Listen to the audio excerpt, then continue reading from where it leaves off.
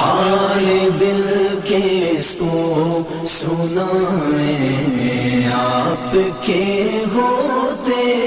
ہوئے حال دل کس کو سنائیں، آپ کے ہوتے ہوئے حال دل کس کو سنائیں، آپ کے ہوتے ہوئے حال دل کس کو والمرسلین وعلى آلہ واصحابہ اجمعین ومن تبعہم بإحسان الى یوم الدین، اما بعد۔ حضرات، قیامت کی علامات میں سے ایک بہت بڑی علامت حضرت امام مہدی رضی اللہ تعالیٰ عنہ کا ظہور ہے، جو حدیث کل 10 نشانیوں والی بیان کی گئی تھی، اس میں تو اس کا ذکر نہیں ہے، لیکن بہت سی احادیث حضرت مہدی کے بارے میں حدیث کی معتبر کتابوں میں موجود ہیں، اور 70 سے زیادہ صحابہ نے اس کو رسول اللہ صلی اللہ علیہ وسلم سے روایت کیا ہے، اور اہل سنت نے عقیدے کی کتابوں میں بھی اس کا باقاعدہ ذکر کیا ہے کہ قیامت کی ایک علامت حضرت امام مہدی رضی اللہ تعالیٰ عنہ کا ظہور ہے۔ اور غور کرنے سے یہ بھی اندازہ ہوتا ہے کہ حضرت مہدی دنیا میں دجال سے کچھ پہلے ظاہر ہوں گے،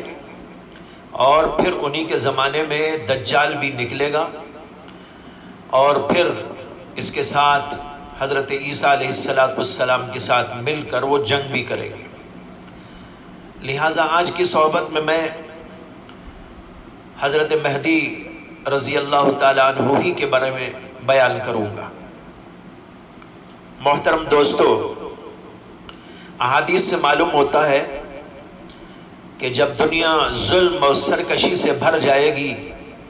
فتنوں کا دورہ ہوگا، ہر طرف ظالموں اور سرکشوں کا راج ہوگا، مسلمانوں کے لیے بڑی تنگیاں اور پریشانیاں پیدا ہو جائیں گی، یہاں تک کہ ان پر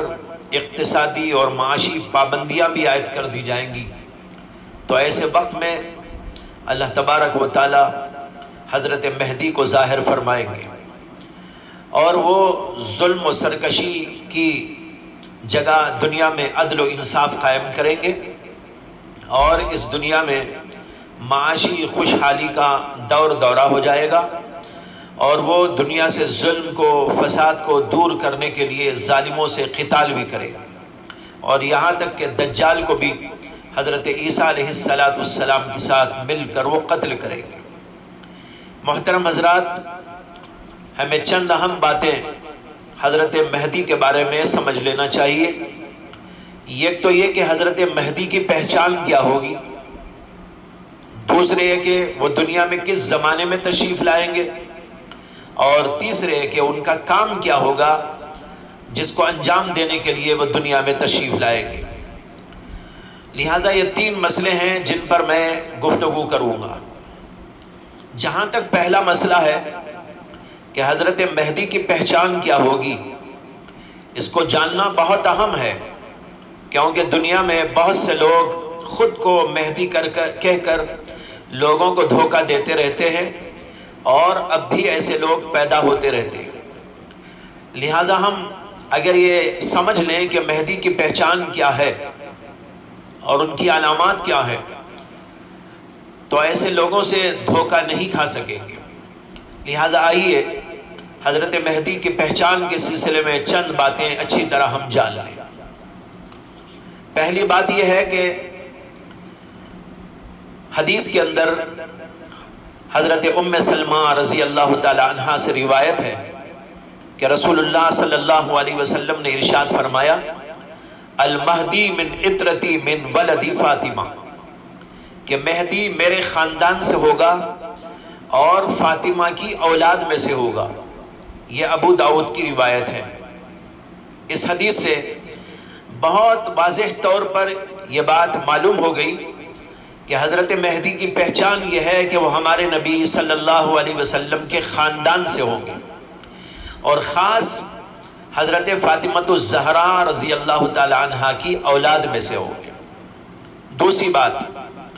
حضرت عبداللہ بن مسعود رضی اللہ تعالی عنہ سے روایت ہے کہ رسول اللہ صلی اللہ علیہ وسلم نے فرمایا کہ دنیا اس وقت تک ختم نہیں ہوگی جب تک کہ میرے خاندان میں سے ایک شخص عرب کا بادشاہ نہ بن جائے جس کا نام میرے نام کے مطابق ہوگا۔ یہ ترمذی میں ہے، اور ابو داؤد کی روایت میں یہ ہے کہ حضرت عبداللہ بن مسعود رضی اللہ تعالی عنہ نے روایت کرتے ہوئے یہ بھی فرمایا کہ اللہ کے نبی نے فرمایا کہ ان کا نام میرے نام کے مطابق اور ان کے باپ کا نام میرے باپ کے مطابق ہوگا۔ اس سے یہ بات معلوم ہوئی کہ حضرت مہدی کی علامت یہ بھی ہے کہ ان کا نام ہمارے نبی صلی اللہ علیہ وسلم کے نام کی طرح محمد ہوگا، اور ان کے والد کا نام ہمارے نبی علیہ السلام کے والد کی طرح عبداللہ ہوگا۔ تیسری بات،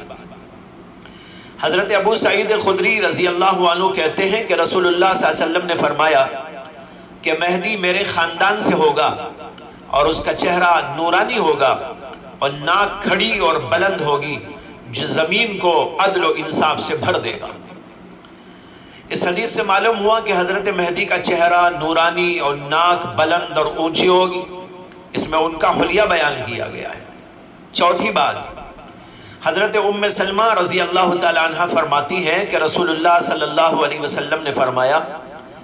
کہ ایک خلیفے کے انتقال پر لوگوں میں اختلاف پیدا ہوگا کہ کس کو خلیفہ بنائیں۔ یہ دیکھ کر میرے خاندان کا ایک شخص یعنی حضرت مہدی مدینے سے بھاگ کر مکہ چلا جائے گا کہ کہیں مجھ کو لوگ خلیفہ نہ بنا دیں۔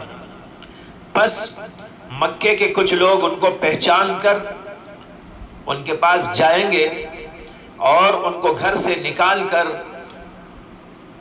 کعبۃ اللہ لائیں گے اور حجر اسود اور مقام ابراہیم کے پاس لا کر ان سے بیعت کریں گے۔ یہ ابو داؤد کی روایت ہے۔ اس حدیث سے معلوم ہوتا ہے کہ حضرت مہدی خاص مدینہ منورہ میں پیدا ہوں گے اور وہیں پر رہیں گے، مگر جب یہ محسوس کریں گے کہ لوگ ان کو کہیں خلیفہ مقرر نہ کر دے تو اس بار کو اٹھانے سے گریز کرتے ہوئے وہاں سے بھاگ کر مکہ چلے جائیں گے اور روپوش ہو جائیں گے۔ مکے کے لوگ ان کو تلاش کرتے ہوں گے یہاں تک کہ جب وہ مل جائیں گے تو ان کو مجبور کریں گے کہ وہ خلافت کا کام سنبھال لیں، اور ان کے ہاتھ پر مکہ مکرمہ میں مقام ابراہیم اور حجر اسود کے درمیان بیعت کی جائے گی۔ اس سے چند باتیں معلوم ہوتی ہیں۔ ایک تو یہ معلوم ہوتا ہے کہ حضرت مہدی مدینہ منورہ کے ہوں گے اور وہیں پل بڑھ کر زندگی گزاریں گے اور وہیں پر رہیں گے۔ دوسری بات یہ معلوم ہوئی کہ حضرت مہدی خود کو مہدی کر کے ظاہر نہیں کریں گے، نہ مہدویت کا دعویٰ کریں گے اور نہ خود وہ لوگوں سے بیعت لیں گے، بلکہ خود لوگ ان کو پہچان کر ان کے ہاتھ پر بیعت کریں گے۔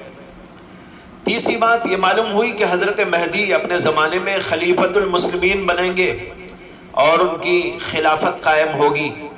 اور وہ اس دور میں تمام مسلمانوں کے خلیفہ اور بادشاہ ہوں گے۔ یہ باتیں اس سے سمجھ میں آ گئی، اور حضرت مہدی کیسے ہوں گے، کیا ہوں گے، کہاں کے ہوں گے، یہ بات سمجھ میں آ گئی۔ پانچویں بات، حضرت ابو ہریرہ رضی اللہ تعالی عنہ کہتے ہیں کہ رسول اللہ صلی اللہ علیہ وسلم نے فرمایا کہ مہدی کی خلافت کا زمانہ 7 یا 8 یا 9 برس کا ہوگا۔ اس حدیث میں حضرت مہدی کی خلافت کی مدت بیان کی گئی ہے کہ وہ 7 سال یا 8 یا 9 سال ہوگی۔ ان علامات میں سے حضرت مہدی کو جانا پہچانا جا سکتا ہے، اور یہ بھی معلوم ہو جاتا ہے کہ مختلف زمانوں میں جو لوگ مہدی ہونے کا دعویٰ لے کر اٹھتے رہے ہیں وہ کسی طرح مہدی نہیں ہو سکتے۔ اب آئیے دیکھتے ہیں کہ حضرت مہدی کا زمانہ کون سا ہوگا، وہ کس دور میں اور کن حالات میں ظاہر ہوں گے۔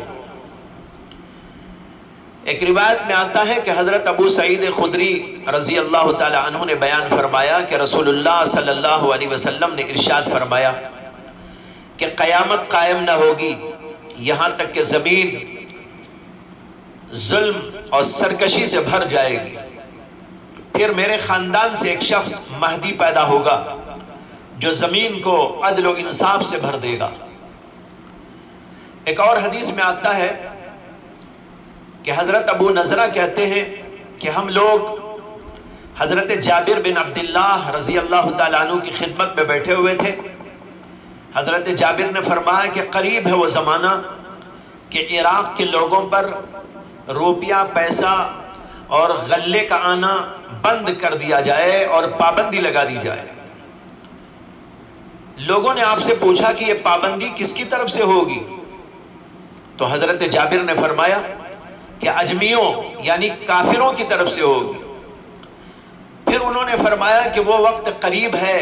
کہ شام والوں کے پاس بھی 1 دینار اور کوئی غلہ نہ پہنچنے دیا جائے، یعنی ان کے اوپر بھی معاشی اور اقتصادی پابندی لگا دی جائے۔ آپ سے پوچھا گیا کہ یہ پابندی کس کی طرف سے ہوگی؟ تو انہوں نے فرمایا کہ رومیوں یعنی عیسائیوں کی طرف سے ہوگی۔ پھر کچھ دیر وہ خاموش رہ کر فرمانے لگے کہ رسول اللہ صلی اللہ علیہ وسلم نے فرمایا ہے کہ میری امت میں خلیفہ ہوگا جو لوگوں کو لب بھر بھر کر مال عطا کرے گا، اور وہ گن گن کر نہیں دے گا بلکہ بغیر گنے جتنا ہو سکتا ہے دیتا جائے گا۔ یہ مسلم شریف کی روایت ہے۔ ایک تیسری حدیث آپ کو سناتا ہوں کہ حضرت محمد ابن الحنفیہ روایت کرتے ہیں کہ حضرت علی کرم اللہ تعالی وجہہ سے کسی نے مہدی کے بارے میں پوچھا تو انہوں نے فرمایا کہ مہدی کا ظہور آخری زمانے میں ہوگا، اور اس وقت بے دینی کا اس قدر غلبہ ہوگا کہ اللہ کا نام لینے والے کو بھی قتل کر دیا جائے گا۔ یہ چند روایات ہیں۔ ان روایات سے معلوم ہوتا ہے کہ حضرت مہدی کا ظہور ایسے وقت میں اور ایسے زمانے میں ہوگا جب دنیا کفر و شرک کی وجہ سے تاریک ہو جائے گی، طاغوتی طاقتیں اور دجالی فتنے اپنے عروج پر ہوگے، سچ کو جھوٹ اور جھوٹ کو سچ بنا دیا جائے گا، اور اس دور میں اللہ کا نام لینا اور دین کی بات کرنا بھی مشکل ہو جائے گا، یہاں تک کہ جو اللہ کا نام لے گا اور اپنے آپ کو مسلمان ظاہر کرے گا، یہ اتنا بڑا جرم سمجھا جائے گا کہ لوگ اس کو قتل کر دیں گے، اور اس کے ساتھ ساتھ دنیا عدل و انصاف سے خالی ہو جائے گی، ہر طرف ظلم و جور کا بازار گرم ہوگا، قتل و غارت گری کا دورہ ہوگا، اور اہل اسلام پر کفار کی جانب سے اقتصادی اور معاشی پابندیاں عائد کر دی جائیں گی تاکہ مسلمانوں تک کوئی مال پیسہ اور اناج و غلہ تک نہ پہنچ پائے۔ اس طرح اہل اسلام کے لیے